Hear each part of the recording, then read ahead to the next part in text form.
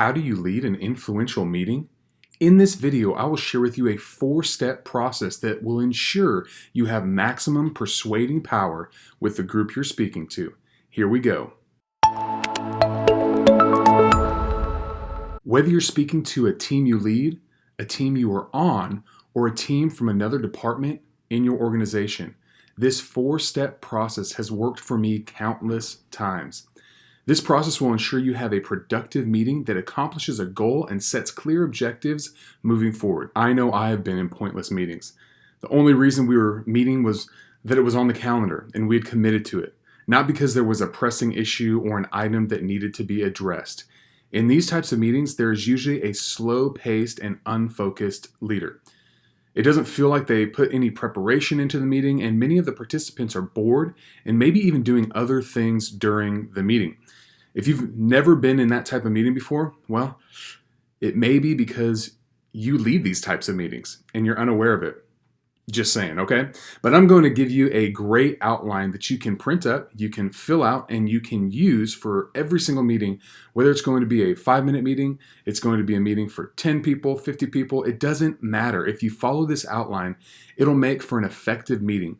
You'll have somewhere that you're going. You'll have thought through the process, and it will be efficient. It's the lead model, and I call it the lead model because I was hoping you could focus on leading the meeting, not just having another meeting, but leading a meeting. So your objective should be to lead your participants to a specific destination. LEAD model for team meetings starts with L, launch the meeting with wins. E, explain why you called the meeting.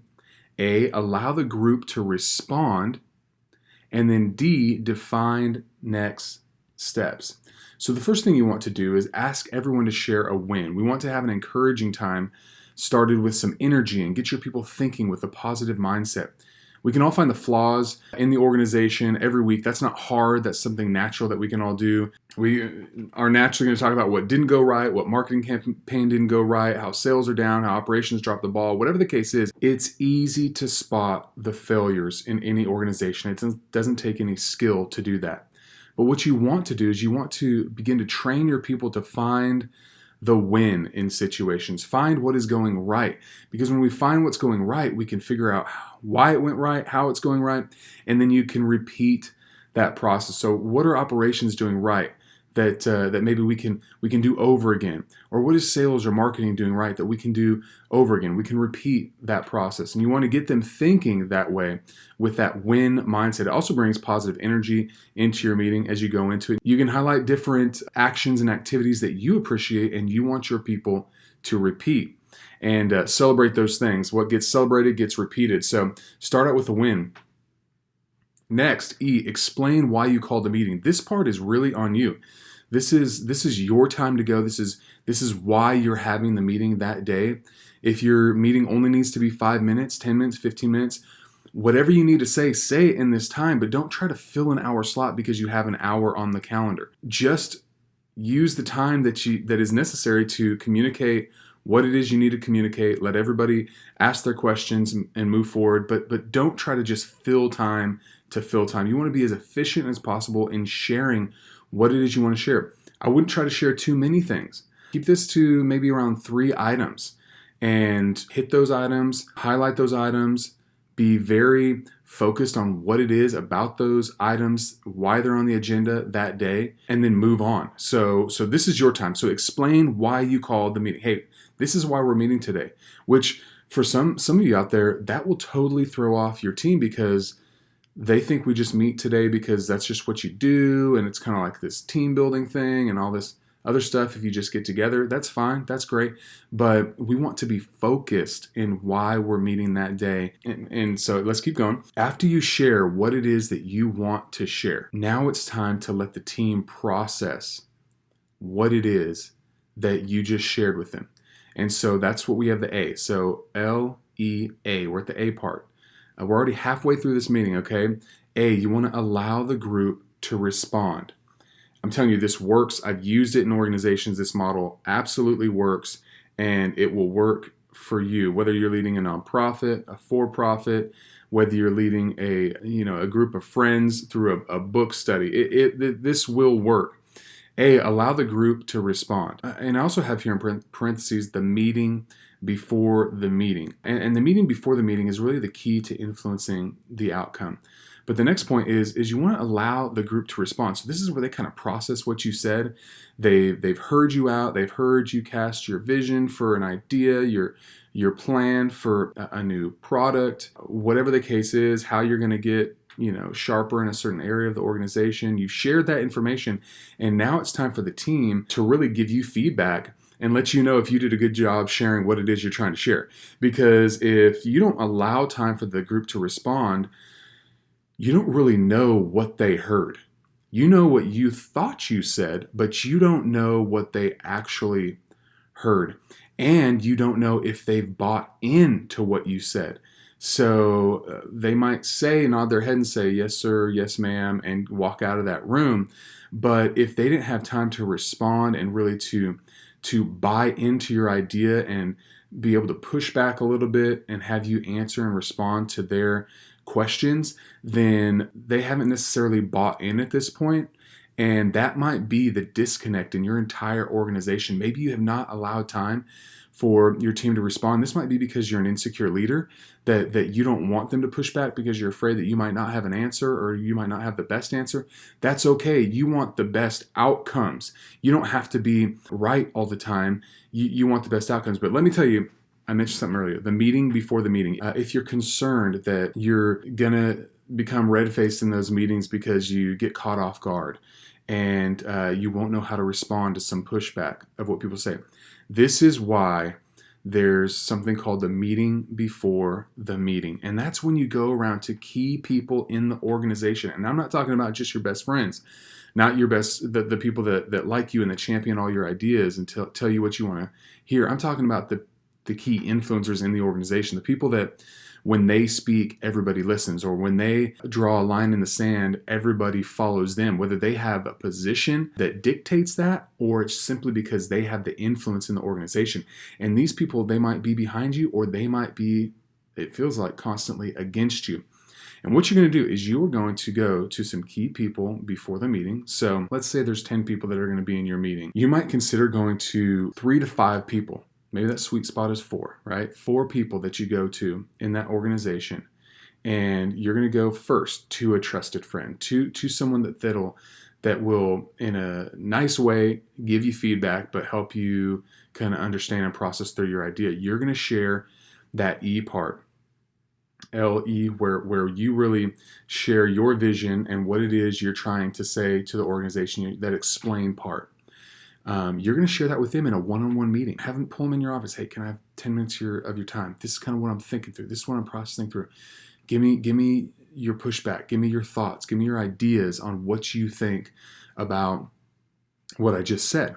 And then listen, take notes, and tweak your approach. And maybe you're saying exactly what you're wanting to say, but it's not coming out exactly how it should. And so you get that feedback and you kind of tweak how you say it so that you get the feedback that you're looking for. And then you progressively go to people that might not necessarily back you up. And you go to these people that maybe they always push back on your ideas. Well, talk to them beforehand. If they have heavy influence in the organization, say, hey, here's what I'm wanting to do. I want to hear your thoughts on this. I want to get your feedback. And I want your ideas, because this is where I'm thinking we can solve the problem. But what do you think? And allow them some time to buy in. And maybe they have a little tweak, a little idea. Hey, maybe if we did this. If it's not fundamentally changing your entire plan, but maybe just tweaking a little piece of your plan, or how you say it, or how you execute to solve whatever problem that you're trying to solve in your organization, you might throw this person that you're having the meeting with beforehand. You might throw them a bone and say, hey, let me make that tweak. Now, if I made that tweak, would you be all in on this idea? And they go, yeah, absolutely. Great. I'm going to make that tweak, and we are going to have the meeting, and you got my back in the meeting? Yes, I got your back in the meeting. Fantastic. Great. So that's how you can really set the table for that this point in the meeting where you allow the group to respond. And so then when those responses come, you have 4 out of the 10 people already they got your back. You're going to have another 2 or 3 that they already like you. They're always going to do exactly what you say to do. They're like, oh, you're the boss, whatever you say, okay. So now you just got 3 people that they could go either way in this meeting, but it doesn't matter because you already have 7 that are behind you, right? Because you had that meeting before the meeting. But you want time for your team to respond and to give that pushback so that they can buy in. Many people that are in your organization, if you just look from a DISC perspective of communication and decision making, you're going to have those S's, the steadies, and those C's, those conscientious folks, that they need questions answered and they need time to process a change. And so if you just give orders and walk out of the room, you're not really giving them time to adjust to whatever it is you're trying to share. So whenever possible, and we're having a meeting, right? This isn't just in the heat of the moment, impromptu meeting. We've planned out this meeting, so we should have time to walk people through whatever changes we have. Okay, let's get to the D point. And finally, we are at D, define next steps. This is simple, it's straightforward, it's easy, but many times it's lost. Who's going to do what by when, right? A foundation to any planned execution is who is going to do what by when. That's it. We don't do that because I don't know why. We don't want to hold people accountable. We don't think about it. We don't think in those terms. We think people will just kind of do it on their own because that's how we do things. We just come up with a plan. But no, we need to be very clear on what it is we need from each team member and then when we need that done. Who does what by when. And if you do that, if you go through that process, LEAD, launch the meeting with wins, explain what it is you're trying to say, allow the team time to respond, and then define your next steps. I'm telling you, the execution rate on your team could potentially double. And it'll be so much more effective, and your people will love being in your meetings. So that is how you lead an influential meeting. I'd love for you to put any of your comments about how you lead influential meetings below, maybe some tips, some tricks that you've used over the years. Also, if you have any questions about how to increase your influence in the workplace, put them down in the comments below. I'd love to make some videos with your specific questions in mind.